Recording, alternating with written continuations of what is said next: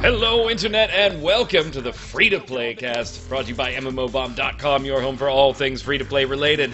I'm your host, Mike Byrne, aka Magicman, with a little bit of a crooked camera. Let me just fix that, dear God, don't let any video go away. This is episode 173, we're recording on March 15th.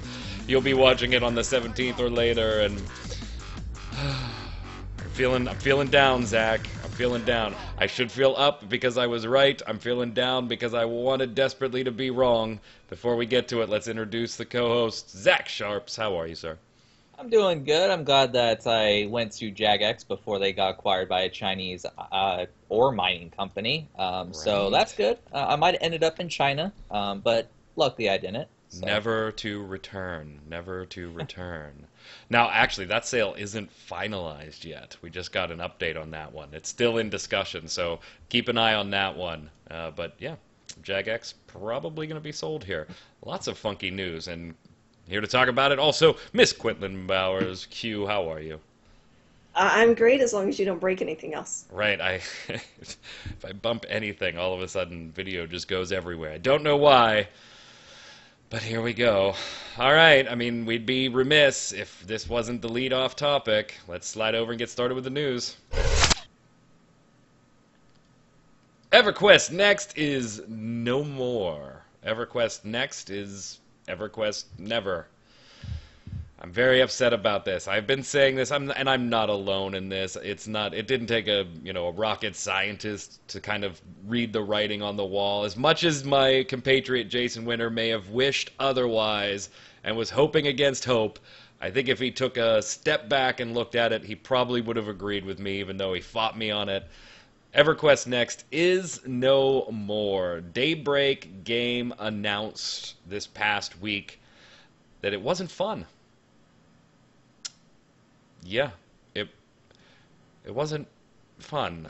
And Q, immediately, your response was, Qua? You were surprised by not fun being the reason for the shutdown, the public reason for the shutdown. That you're a video game development company. The one thing you're supposed to be able to figure out is fun. Maybe not it works totally properly, or, but for a game developer to just be like, well, can't do fun. Like, what the hell? Yeah, it was really bizarre. And you kind of expected it, right? Well, at least I did. Q, I think you were on the same page. Zach, did you kind of see this one coming, or were you the, no, it's going to come out, cross my fingers, it's going to come out?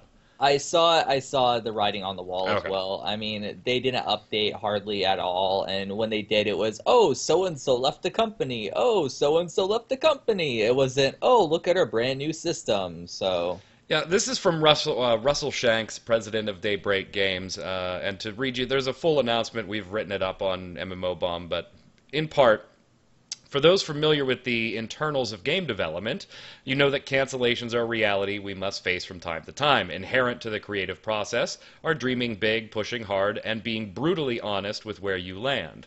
In the case of EverQuest Next, we accomplished incredible feats that astonished industry insiders.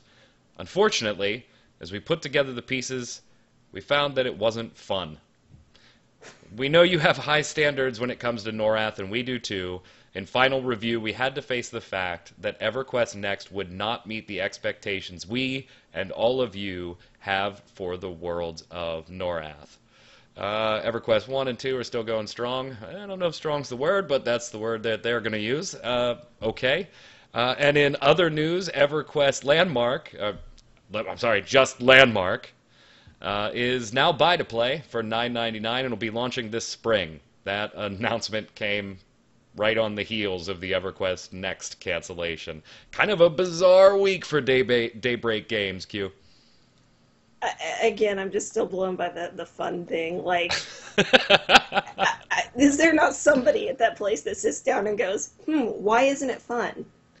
Or the fact that they did develop for 5 years. Why? Yeah, for 5 years, and nobody stopped and went, wait, why isn't this fun, guys? I mean, I know I brought this up 2 years ago, but I'm still not, enjoying this. It's pretty, but I'm not enjoying this. This has got to be a financing thing, Zach. It's got to be. Well, what's funny about it is Dave Georgeson came out and said, Yeah, and I was came gonna out bring that up. about them. Yeah, and basically said, nothing's ever not been delivered when I was there. And also on top of that, there was I looked a little bit more into it because the "It's Just Not Fun" thing was something that's like, come on now, there has to be another reason. And so I forget where it was at. It was either MMORPG.com or Massively.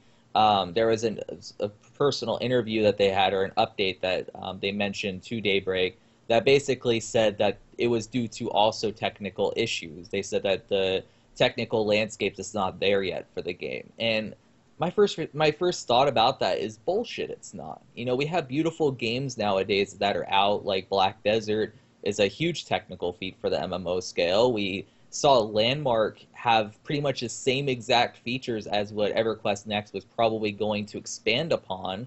So what technical limitations? Yeah, So I mean, the whole Landmark thing's stuff was bizarre. supposed to be imported. Exactly, yeah. Now, here's the thing, though. I'm willing to accept technical limitations. I wish that would have been something they said Q back when Final Fantasy XIV launched the first time. Because one of the huge problems with that game was the technical landscape as far as the average consumer wasn't going to be able to run the damn thing. They had built it to the point where they had decreased their audience just on tech specs alone. So I can kind of see that. But Zach, on your side, I'm with you, and Landmark runs beautifully, and from what we understood how it all fits together, that's what EQN was supposed to look like, because pieces of Landmark were going to be put into EQN, Q? Yeah, well, I mean, that was the joke, right? Was that they were basically getting us to build their other game by playing this. Right. And now they did away with the game that we were building for them and are making us pay to get the game that we were working for them in.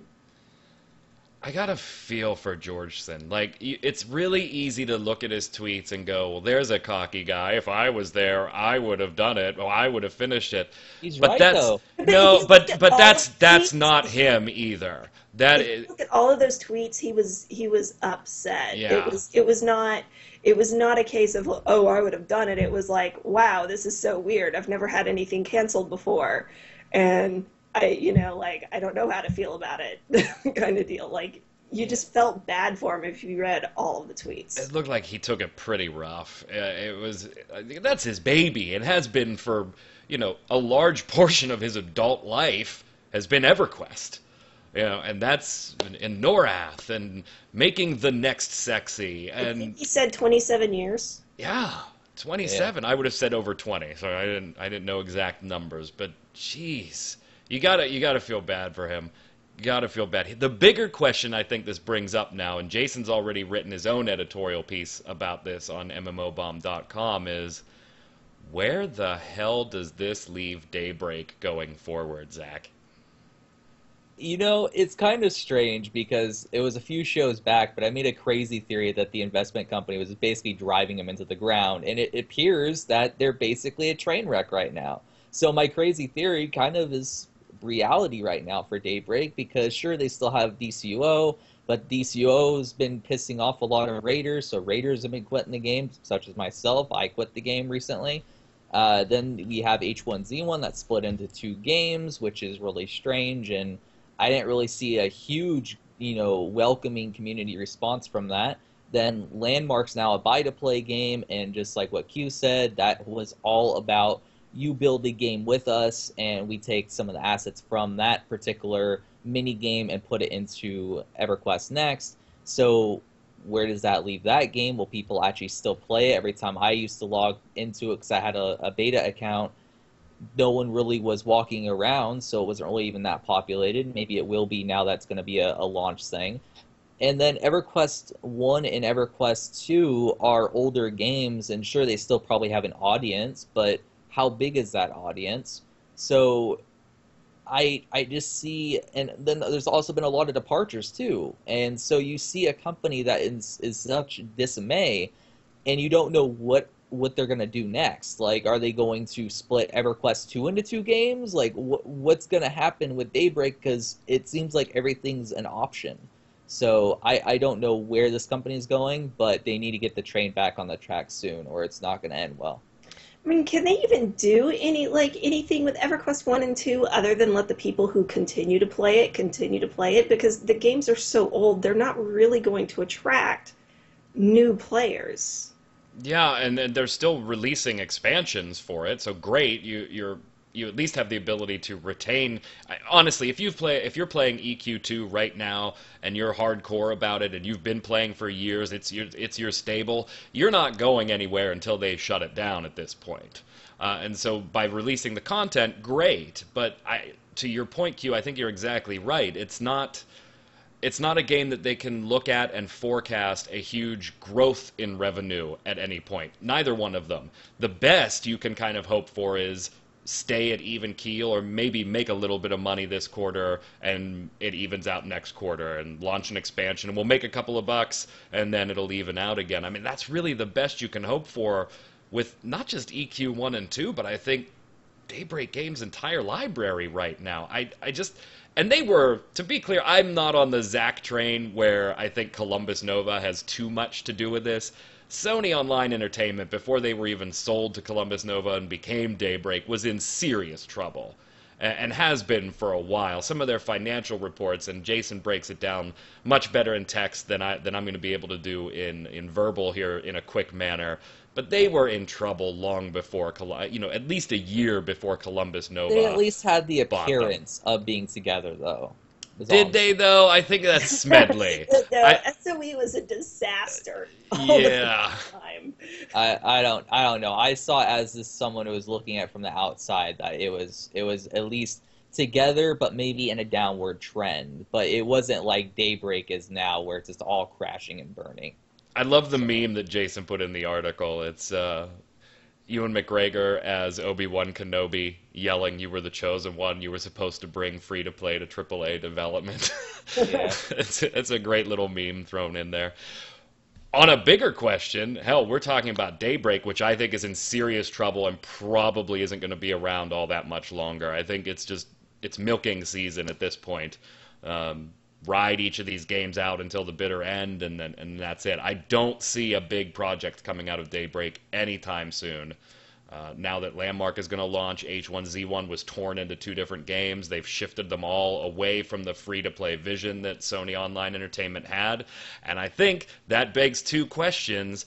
Where does big AAA MMO development go from here? Think about the last time we saw huge launches and the relatively bigger ones that we did see, WildStar, we'll be talking about next. And where does that put free-to-play in the future, which I think is obviously shrinking or contracting a little bit here. Maybe that's a good thing, maybe that's a bad thing, particularly for a free-to-play website, but that's something we can discuss. Where do you see, is there going to be the next big, sexy AAA MMORPG, Q? So I've been looking at this for a while, and I just really think MMOs in and of themselves are not necessarily in the best place. I mean, honestly, what are the biggest games being played right now? Like, the most people playing games? Well, you got World of Warcraft still. No. Online games overall. World of Warcraft stays about 7 million. Smite has 13. Yeah. I don't know how many League of Legends has.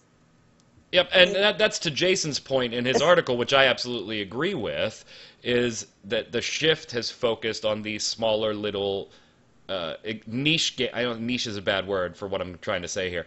Those games that are more pinpointed to a particular audience, rather than the wide open world that has PvP and has PvE and has questing and has this and has this.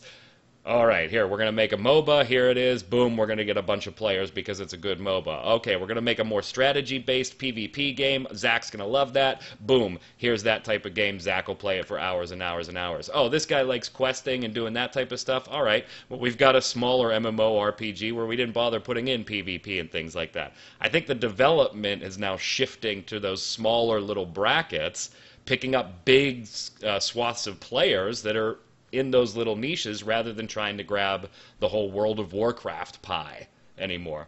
Right. No, I mean, it's kind of the smart thing to do because it takes a lot of effort and a lot of money to try to do everything for everybody. And let's face it, these groups don't really necessarily get along. I mean, how much time do MMO developers spend dealing with players who are sitting there complaining, oh, well, you did this for the PvE crowd and you didn't do anything for PvP over here, so we have nothing to do. You obviously favor the PvE people. You know, like that entire bickering interplay of it all the time. So it's just easier to be like, all right, you know what, here's a 5v5 competitive game where you guys can, shoot each other. Oh, here's some sort of more casual thing for you guys over here, and not even have to worry about mixing those two crowds and dealing with it anymore. Zach, is F2P dead, lol? No, I think it really depends, and I hate to put all the weight on one particular game's shoulders, but it all depends on Blade and Soul. Because depending on how a game that was so hyped originally does over in the West, that has so many content updates to draw upon, is going to determine whether or not long-term free-to-play viability is still there. Because you look at all these games that release, we saw an article, I think it was last year, that only 6.2 stay after the first year, 6.2%. And that was from Super Data. And so when we look at Blade and Soul, it has so much content updates that you would think that that would retain a whole bunch more players and would be able to be monetized a lot better because there's more players to pull from. But will it? That we'll have to wait and see with NCSoft finance reports, and that will come maybe quarter 3, quarter 4 is when we'll sort of know whether or not Blade and Soul can sustain over a period of time, because there's not really many free-to-play games, at least MMOs, that are on the horizon. I mean, Lineage Eternal, I think, is still free-to-play, but will that go buy-to-play? I mean, the trend says it probably will, but then again, NCSoft is known for free-to-play games. The only buy-to-play game that they really have under their cloud is Guild Wars 2, but that went also free-to-play in a certain degree.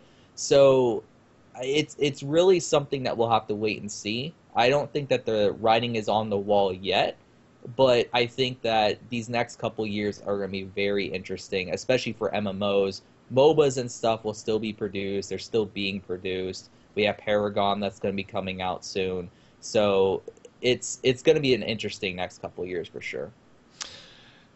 I remember having discussions, and these are ongoing discussions all the time, with the owner of MMO Bomb when Guild Wars 2 was still in beta, that maybe we should think about covering buy-to-play. Who is calling me? Don't you call me. Maybe we should consider covering buy-to-play too. I get the whole free-to-play vision that we have at mmobomb.com. That's great, but I think it can be unnecessarily limiting. When the whole idea is, let's cover things that don't have a sub.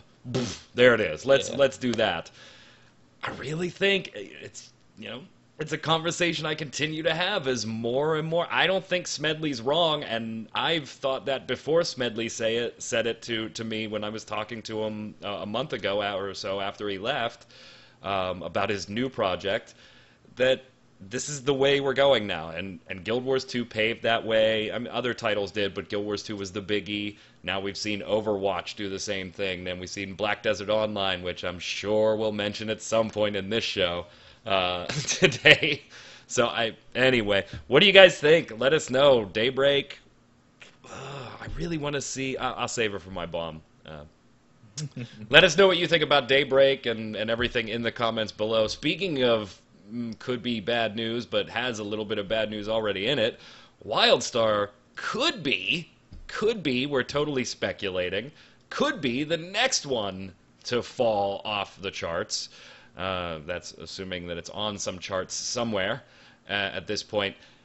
Carbine did lay off, approximately reports show, about 40% of its staff. That's a lot. That's a lot of folks.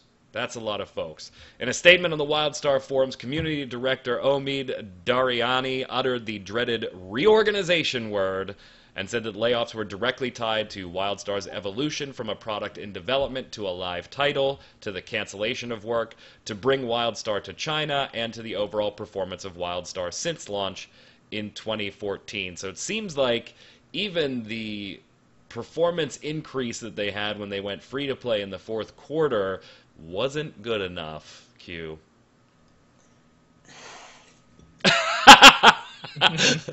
just a sigh. I mean, yeah, like you said, when you're laying off for 40% of your staff and throwing around, reorganization, which is what the equivalent of throwing around synergy. Right.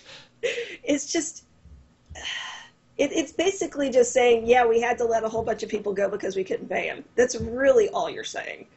But you're trying to, not say that. Chad Pappy Moore tried to put some smooth edges on the bad news when he said last night that, hey, yeah, we had to do the layoffs. Those suck, and our condolences to anybody that we had to lay off. But we're still going to be on Steam this spring. We still got all this great stuff coming in about 3 weeks, and then we're working on this and this and this and this. I mean, he just tried to kind of. It's like, oh yeah, production's fine. We're fine.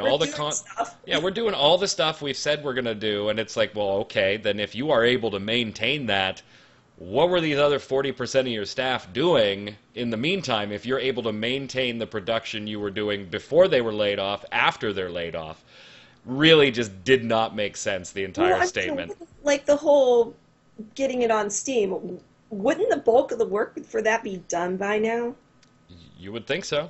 Yeah. You would think so. So the whole, we're still going to get it on Steam. Well, of course, because they already did the work before you let them go. I think Jason's right on this one, Zach. I think although Chad Moore's trying to say, it's okay, players, we're still going to be here. We're still going to be here. Here, look at all this stuff we're doing. I don't think this schedule was adjusted yet. And I think that they're going to run into, if they try to keep this schedule, they're just going to run into more problems like they've already had with buggy updates and things like that. Well, the thing really is, I was speaking with one of my friends, Jordan Van Endel from the Dutch IGN, and he basically was talking about how they showed off the new update, and it seemed as though there was only really about a couple hours or so, maybe like 6 hours of content there. So their bigger content update yet is not really, at least appearing to be that big to begin with. So will that retain players? Probably not. And then on top of that, I think they're really banking on Steam. They're really banking on Steam to bring in new players, maybe bring them an influx of cash, and that way maybe it will sustain long enough for them to maybe bring out another content update and maybe grow their population a bit. But it really comes down to the fact that right now I believe that they're just trying to paint a picture of, please don't leave our game, please keep spending money, because maybe we will recover come the Steam launch in spring. It sucks to see. The writing's been on the wall, though. I guess that's sort of the theme of this episode. But Carbine has been rumored to be in just a bunch of trouble with office politics for a while now, and it appears that it's coming to the forefront, and it was all actually somewhat true. It sucks, especially since WildStar was a big game that was supposed to sort of keep that, I guess you could say, theme park, AAA game theme going, but it just didn't really release that great. They released around Elder Scrolls Online, which was never really a good plan to begin with. And then it didn't really catch any momentum, and then when it ever launched an update, it always had bugs, and then they tried to do humble bundles to get more people in the game, but then when they did that, their servers were laggy beyond belief, so you would do one action, 5 seconds later it would maybe trigger, and so it's just execution 101 apparently was not taught at Carbine. So I wanted to look and see, what if I was going to attribute WildStar's demise over the long term to one thing, what would it be? And I really couldn't come up with one thing.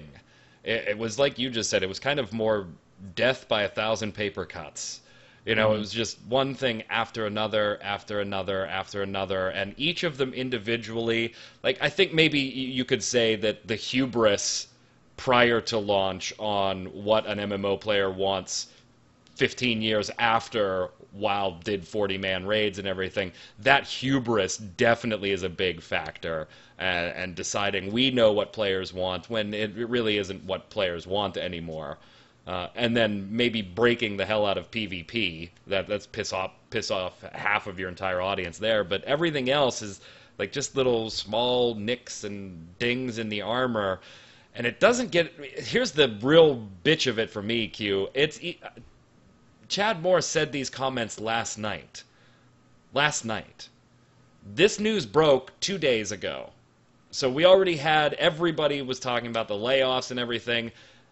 And we also had an update to that. According to Paragon, a source talked at Carbine, anonymous of course, talking to Paragon, said that not only did the layoffs take place, but employees were told they should expect more layoffs, and that they, quote, only have a couple of months left before WildStar coasts into the sunset, end quote.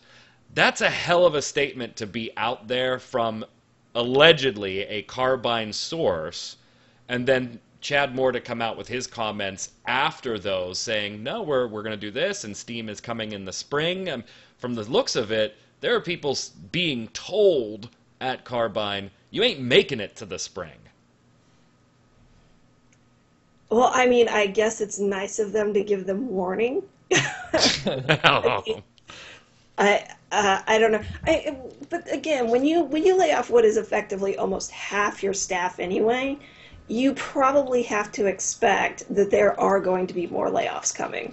Like, even if they don't bother to tell you, once they come in and just chop away, a large part of the organism, more of the organism's going to die. And this isn't the first round of these things either at Carbine. This isn't the first round. They got rid of their initial excess, how every time the MMO launches a few months later, they have their layoffs for all the staff that was there for development but really isn't needed now that the game is launched. Now they have these layoffs, and you're right. I think when you lay off almost half of your workforce, that tells the other half there are plans to wind things down. We just need people here to wind them down. You know what it reminds me of? CCP Atlanta. Good call. Yeah, that was about 3 or 4 rounds of layoffs and then the White Wolf sell-off and everything. Well, when White Wolf, I still don't know the exact numbers on it because now for Atlanta, for CCP, they don't tell you what the numbers of CCP are. But we had suspicions that there were like maybe 10 people left in the office. Wow. When they finally sold it off. Like, when we first started talking about it at Gamebreaker, oh God, I can't remember who was in charge by that point over there because they had already laid off or let Richardson and several of them go. But they actually sent us a picture going, no, look, there's still 60 people here. Jeez. And then later on, it's like more people are laid off. So we're pretty sure that by the end of it that there were like maybe 10 people left just kind of hanging out in the office. All right, prediction time. Zach, does WildStar make it through 2016? No. I just don't think that Steam's going to do them a lot of favors. Maybe it will give them a little bit more money for their founders and the head honchos to get a bigger sort of exit bonus. But I don't really see it lasting to the end of 2016. There's just too many games out there that have a lot of content and keep getting content, whether they be new or not. WildStar really never picked up Steam, and ironically, its last hope is that it picks up Steam on the Steam platform. Oh, God. So that was awful, Zach. It was, but it had to be done. Just so. 8.5 months, Q, till the end of the year. Does WildStar finish out this year? I don't even think Steam is going to help it. Like, do you know how many games are on Steam that are just sitting there free to play? Yeah.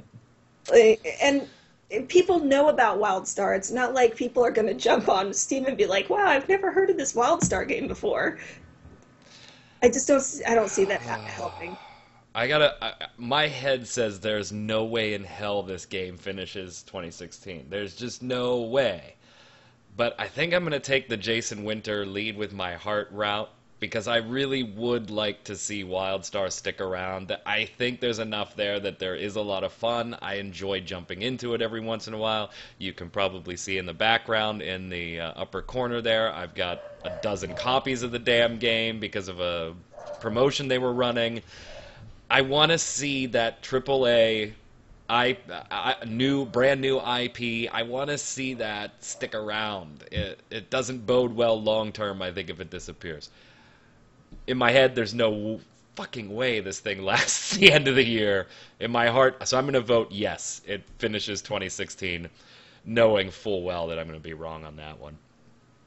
Before we move on to the weekly bombs, Paragon, the Epic Games third-person shooter MOBA sci-fi extraordinaire, released its Founders Packs for sale, and you'll be able to start playing on the 18th. The first look is up on mmobomb.com. Before we get into it, did either of you two get a chance to play? I don't know who had press or beta access prior. I wish I did, because that game looks awesome, but it definitely needs a fast-forward button. All right, then I think... Q, did you get a chance to play? You know what? I actually got invited to the beta, but I was at the Smite World Championships when it happened, and I didn't fill out their form. So I was like, oh, well, they'll just send me another invite the next round. No, they didn't. All right, so I did the first look. I played it for like a full weekend. I got to like level 4 or 5 or so before I did the first look, and was playing with different heroes. I like their monetization scheme. All the cards. You get those in-game. You can't even buy them if you wanted to. You've got to get them in-game. They're going to do their skins and stuff. So I don't have anything bad to say about their current monetization plan, unlike Paladins.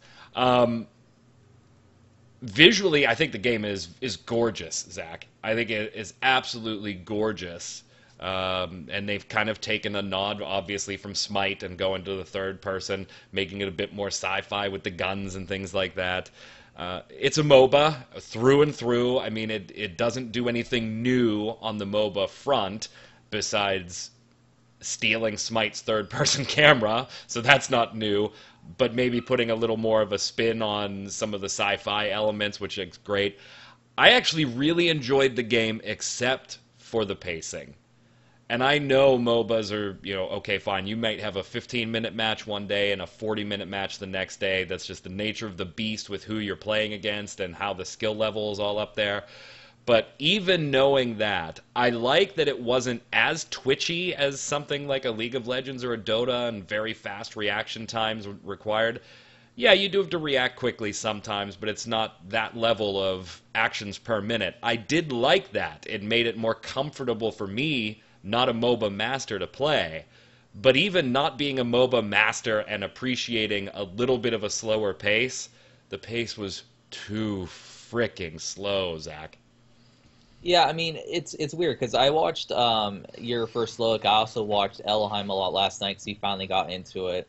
And I was like, the slowness is not really that big of an issue if the game's pacing was a lot better in terms of when you're in the laning phase and then you're in the team fight phase, because there's a lot of people out there, even in the League of Legends community and the Dota community, that are going to see this game and maybe have some sort of interest in it. Even the Smite community will have interest in it, but when they see it start so slow, when all those games seem to start a lot quicker, they're going to be a little bit, put aside and not really think that, oh, this is the game for me. And their monetization, I thought, was going to be on point. They brought out one of my friends, Gaming Ethos, to the Epic Games Studio. He's very against bad monetization practices. He spoke with them, gave them some feedback. It seemed that they took that feedback, and I think that in that particular side of things, they're going to be fine.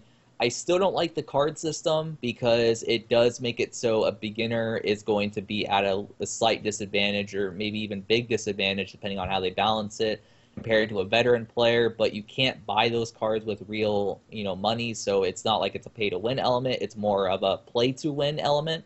And so on that, I don't want to interrupt you because you got some good things going, but on that front, though, keep in mind that since you can only acquire those cards by playing, you are unlikely to be matched up against somebody that has an excess of very powerful cards when you just have a starter, because they've had to play the game to get those. So by proxy, their Paragon level has gone up, which means they're going to be in a different queue structure than you.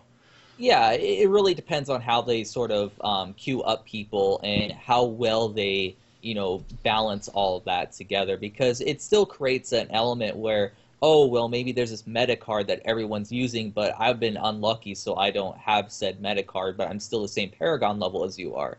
So it's something that I still don't particularly like, but it's not as bad as maybe even Paladin's sake, where they've started making individual champions monetized, for instance. Where Paragon, I believe all of them, once it launches, are going to be available.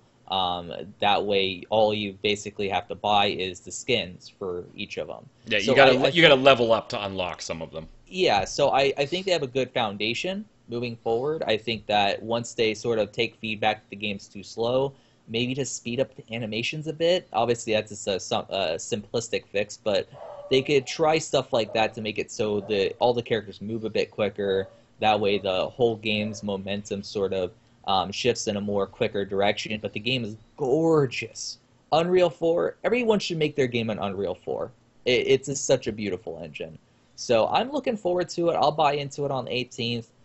Whether or not I'll get around to playing it on the 18th is a whole nother story, which I'll talk about during my bomb. But yeah, I'm looking forward to it. Q, I got to hand this one to you. Q has been pumped for Paragon for a while now. And when Q and I talked about it probably a month or so ago, and we were going back and forth on, oh, okay, I just took the, it's another fucking MOBA, Q. I don't care. I really don't care. I know you're pumped about it, but it's just another MOBA. I don't care. I really, really enjoyed playing it. I really did. I'm going to stick around for a little while and watch how things like the pace of the game, the speed of the game, I'm gonna watch on this one, and definitely get in there and try things, kind of like I did with Paladins, to a point where it was just like, they lost me at this point.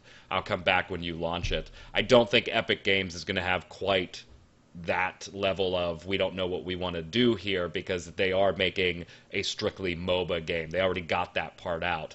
So I'm definitely interested in this one. I enjoyed playing it. Q, you were right. You were absolutely right. What did you think watching the first look and some other footage? I mean, I guess I kind of was automatically hyped for the game anyway, and part of it was just because it is so freaking pretty. Yeah. It's a gorgeous looking game, especially for a MOBA. Like there's no MOBA that is that pretty. And not saying bad things about other MOBAs. I generally like the look of most of them, but they're not gorgeous like this is. So I mean, that was really why and the more shootery aspect. I'm not sure, did it feel more shootery to you than MOBA, or was it still that weird backwards control? No, it felt shootery, very shootery. See, which I enjoyed. Will win it for me, because my brain, as much as I love watching MOBAs and totally understand what's going on in the game and everything else, my fingers will not do what MOBA controls want them to do. So part of the other reason I was super hyped about it was the whole, if it functions more like a shooter, that I can handle. Yeah, the key when you're talking about controls, it's WASD movement, spacebar jump. Holding down the left mouse button is your primary, your basic ability. You can individually click it or hold it down.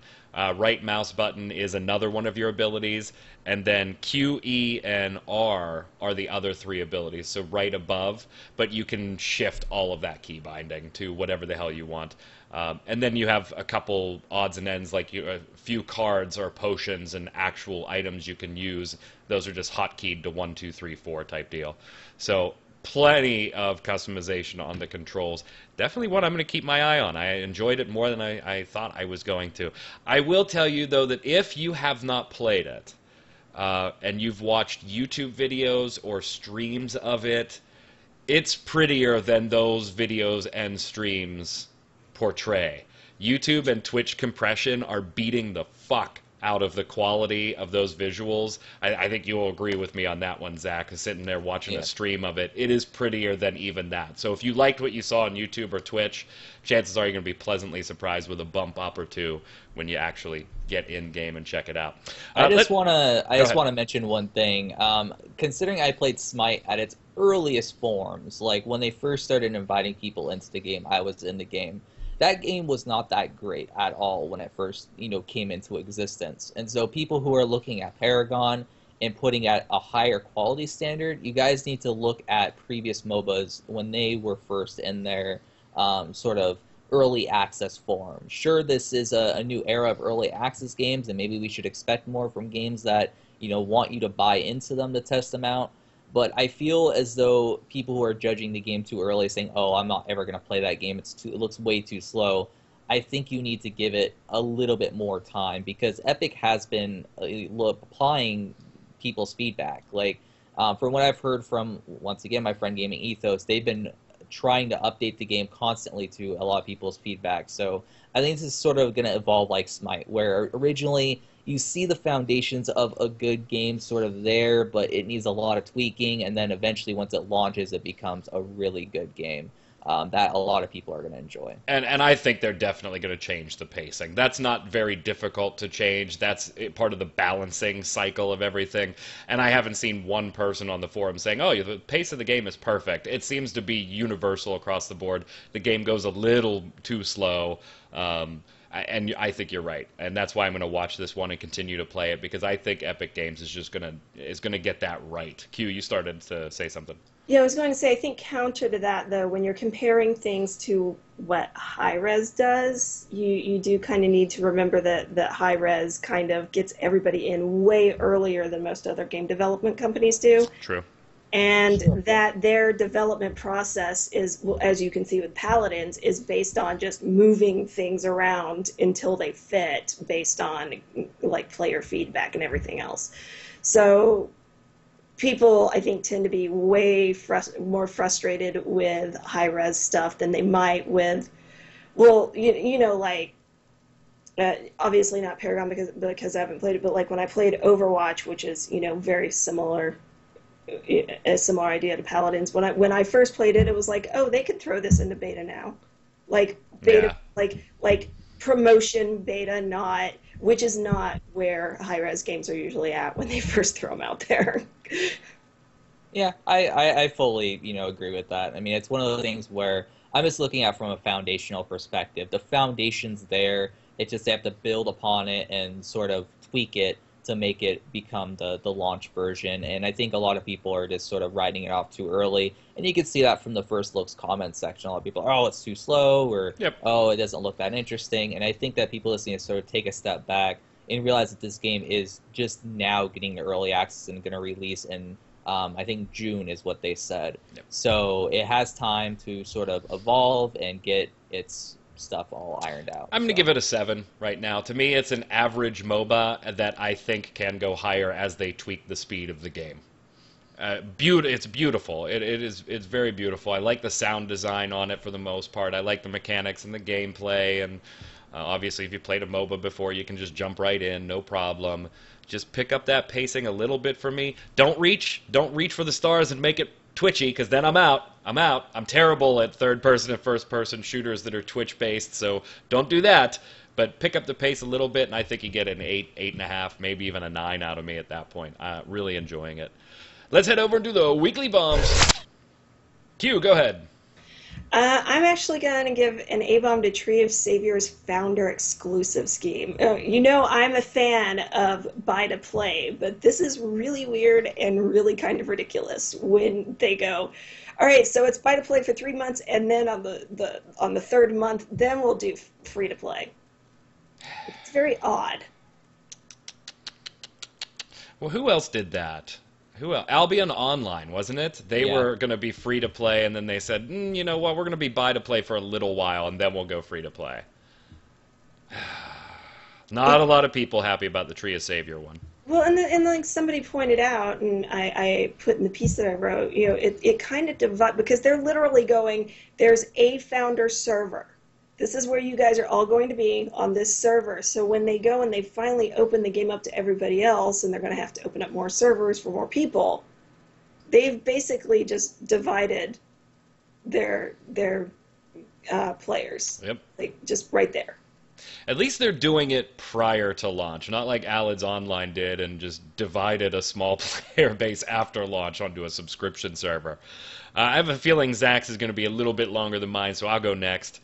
I'm going to give a A-bomb for EverQuest Next. As much as I saw the game being canceled, as much as I saw that coming and was very vocal about it, I really did want to see that come to market. I love Norath. I love EverQuest. I have very fond memories of it. I can't play it now. For some reason, I just don't get into it. Maybe that has to do with I don't have people that play it or whatever. But I really did want to see EQN come to market. It really makes me sad that it's not going to. So A-bomb, because I did want to see it actually launch. Go ahead, Zach. I got a dub bomb to Black Desert. Honestly, I have 100 hours in the game already, and I don't see an end in sight. I'm only level 33? Yeah, 33, and I have 100 hours in the game. So if, things keep going the way they are, I'll probably maybe hit a little soft cap at around 250 hours. Like, there's just so much to do, and it's something that I've been waiting for a while, an MMO that actually pulls me in. And it's just sad that it's not free to play. Their system and their cash shop definitely needs tweaked. I mean, $30 costumes, come on now.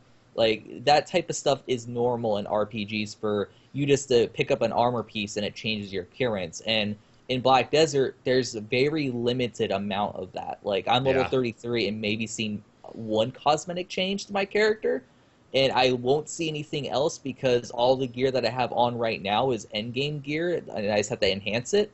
So they really screwed up in that regard, but I can look past that because of everything else that is really just making me love the game, because it's so intricate, so beautiful. It's basically as close as we'll ever get to a Witcher MMO. So I'm actually enjoying it too. I haven't played it nearly as much as you. My wizard is only level 15 or 16. I just haven't had finishing off the move here. Haven't had the time I wanted. Yeah. But I did get in. I have played it. You and I have talked briefly about it. I was like, I'm level 15, and I still have no clue what the fuck is going on in this world. I mean, it's just things are everywhere to do, and you talk to everybody. You have to talk to everybody. I am enjoying it. I don't like the fact that I'm a level 15 wizard and I'm still wearing a brown potato sack cloth. But I do have to give them kudos, though, because they did change the costume pack pricing. Because I thought that was a pretty dick move. In the Founders Pack, I bought the $100 one, and it came with a bunch of their cash shop currency. But on launch, it was like 400 or 500 cash shop currency shy of actually being able to buy one full costume, which I thought was a real dick move, Q.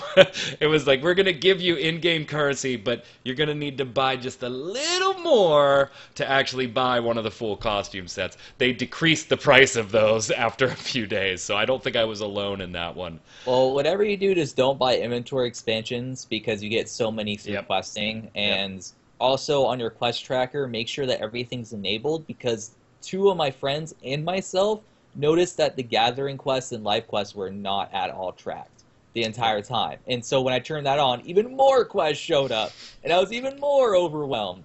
So it's something that they need to fix, because obviously it's not popping up for everyone how it should, but game's really good. Michael Lewisell says, "Da bomb to Black Desert Online. I really didn't think it would do that well, but I love it. The art, the action-y combat system," and we didn't even talk about that, Zach, and the energy system like Arcade does very well. It feels like a true game. I know you guys don't do coverage of this anymore because it's buy-to-play, but my God, I love it. Let's hope Bless Online does this well. I don't think Bless Online is going to do that well. No, Bless Online is a standard theme park with a lot of PvP elements. It's not a sandbox at all. So, go ahead, Q. From says at magicman about AW, when they added the fix for SPGs singling out a player, they changed how AI picks worked. So if a tank goes into cover, AI searches for the next victim it can actually shoot. Unfortunately, this brought back a problem that the game had at launch. AI just instantly shoots you regardless of where it was last aiming at, since they don't snap their turrets right at you. Animation fixed patches ago. They shoot where they are not aiming at. Turret is pointing away, but the shell leaves the turret towards you, be it from the side or the rear of it. So yeah, it's a targeting bug reintroduced, but the animation fix is still working, so it looks wonkier. Thank you for describing that, Frelms. We didn't quite understand Frelms' comment last week about that. Thank you. Jason Winter, feel your frustration. Probably would be easier with March Madness to get into matches. By the way, I wasn't luring good people into cards in UO. They were PKers. They were trying to kill us. Last week, Q, when we were like, wow, what a dick.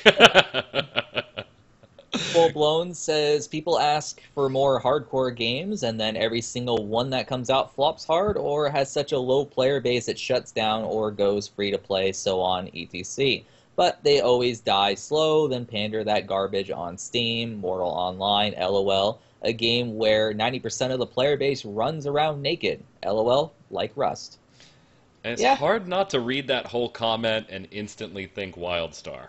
Yeah, that's actually exactly where my mind went. Yeah, I always ask for more hardcore games. When it comes out, it flops. Then they go free to play. Then they pander the garbage on Steam. And wow. Lord Fabulous says, reasons Skyforge failed. 1, it's Russian. 2, it's instance-based. 3, it's a grind fest. 4, Sky who?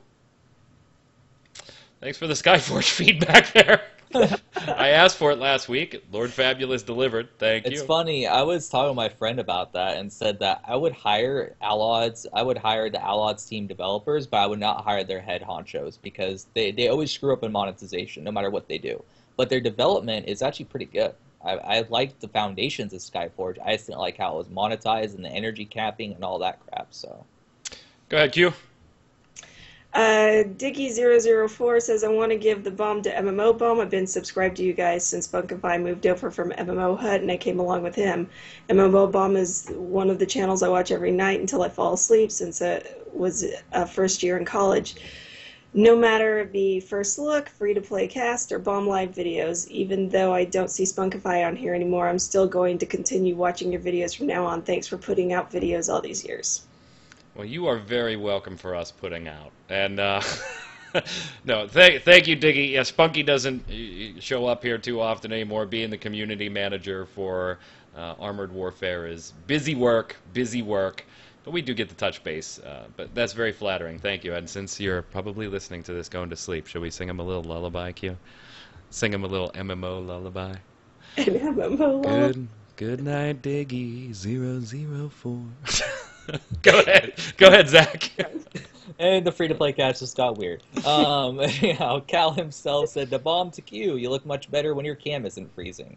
I don't know if it froze today or not. It did not. Figure that issue out. It has not. You're good. Sky Shadow says, I have an A-bomb for my awesome goldfish memory. Playing WoW, I try to dodge and swap weapons like in Guild Wars 2. In Guild Wars 2, I'm searching for my mount and searching for yellow exclamation points to get experience. But hey, I guess changing between 4 MMORPGs like that, right? And I have a question for you. Where's the free-to-play police? Is it on break or did it just stop? Have not seen any new episodes lately, and I'm a little worried. And Jason, they have cats. You have to get a cat too. How about a Char? They're just bigger cats with weapons and awesomeness. I'm sure Jason would love to buy a Char. And free-to-play police, we did put up a new episode.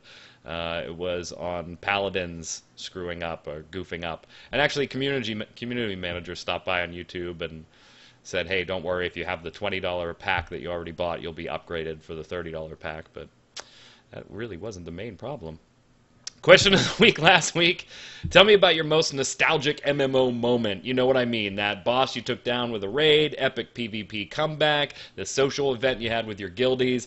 We wanted to know about the moment that sticks with you, and you'd love to have it in an MMO again. Pyar Round says, question of the week, one of my most nostalgic moments happened when in Wrath of the Lich King. At this point in time, all my mains in World of Warcraft were on Akama, a PvP server.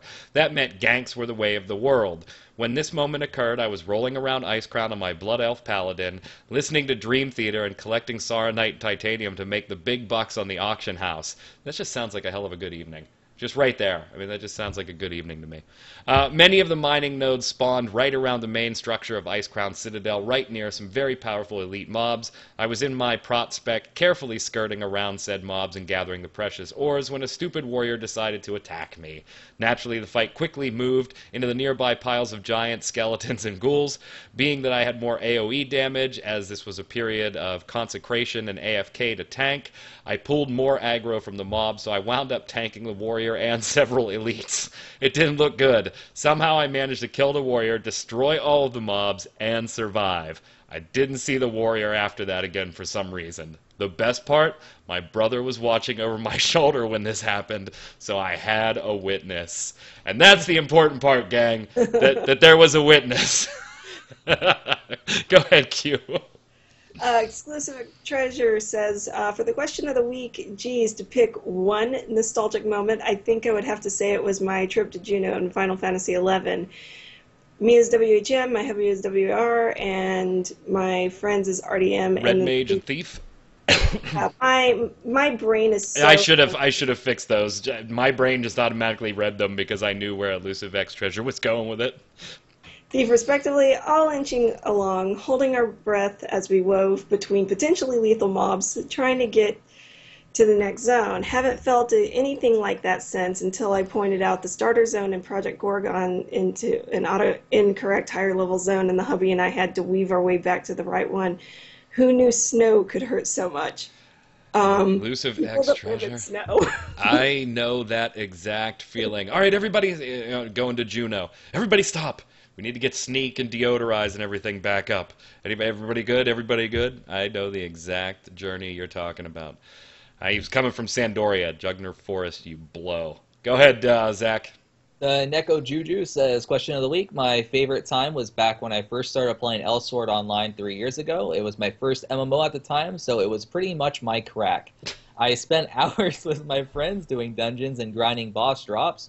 I've been playing it on and off lately this past year, and it's felt like a completely different game since then with all the new characters and areas. I still love it, but I'm looking for something new. Possibly Phantasy Star Online 2 if it gets a PS4 release.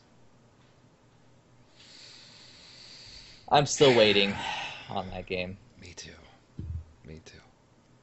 The funny thing is, it plays a lot like Skyforge as far as being instance, so... If you don't like that, then PSO2 isn't for you. I'm assuming you've played PSO1 there, Nico Juju, so you already know. Raggerty says, question of the week. It would have to be in World of Warcraft killing... How do I get all the WoW ones? I'm the one that put these in order, and I screwed myself with all the WoW ones. It would have to be in World of Warcraft killing heroic Deathwing. We were getting at the last phase over and over again and wiping, only to find out it was bugged, but we kept at it and eventually downed him. What made it even better is when we rolled as a guild for the mount, I got it. Still wear the title and fly the Drake proudly. We're a bunch of dorks. I love it. I love all of you out there. There's nothing worse than somebody else getting your mount. That's true. That's true in MMOs and in life. And in life. Go ahead, Q.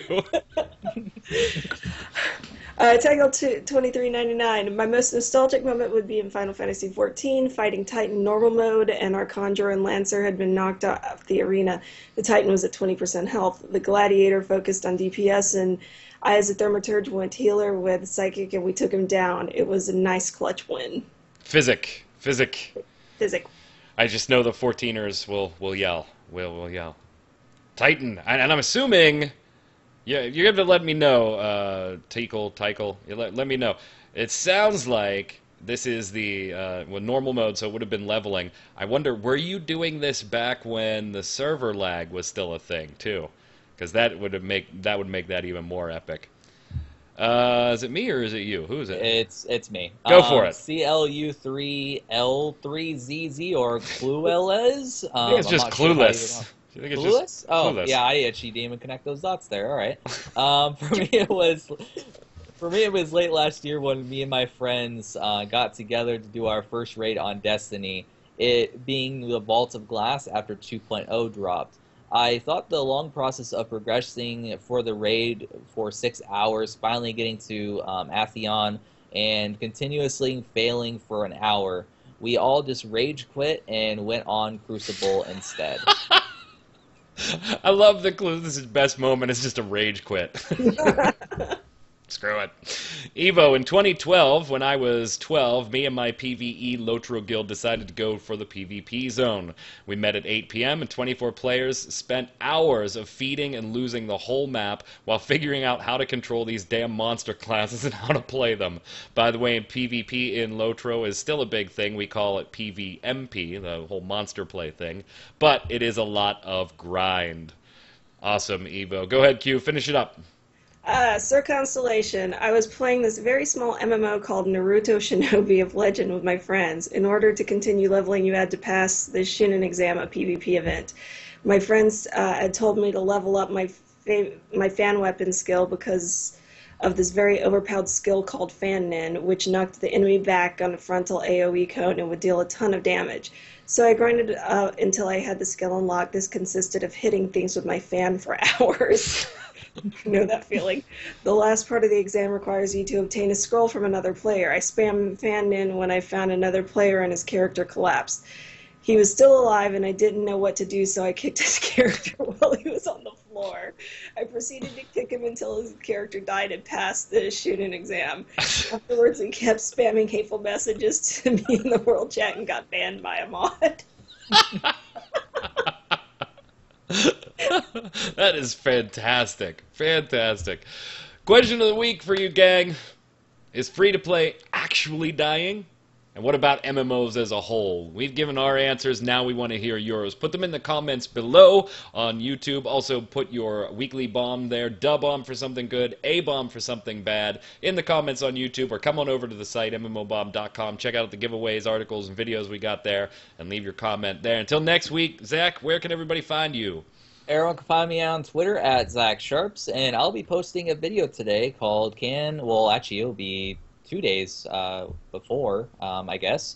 Can MMOs be successful again? I sat down with my friend Jordan, we discussed it, and it was an interesting chat. So if you want to sort of hear what my thoughts are about the whole thing, that video will be up by the time you see this video. So is this on your page or is this on Lugo? It's on my actual page. It's Lugo Entertainment, Gotcha. youtube.com/Lugo Entertainment, but it's actually now called T5R.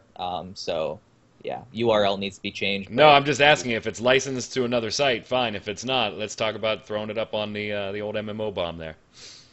Yeah, we could have that discussion too. I mean, I wouldn't mind getting together and discuss it with you guys. Sounds good. Cute. Hanging out on Twitter at Quintland, and I might actually be writing some stuff for Game Skinny this week. So. I'm Mike Bird, a.k.a. Magic Man. You can follow me on Twitter at MagicMan1, MAGICKMANN1, where sometimes, occasionally, I will tweet at your face. Until next time, gang, stay safe. We'll see you on the servers.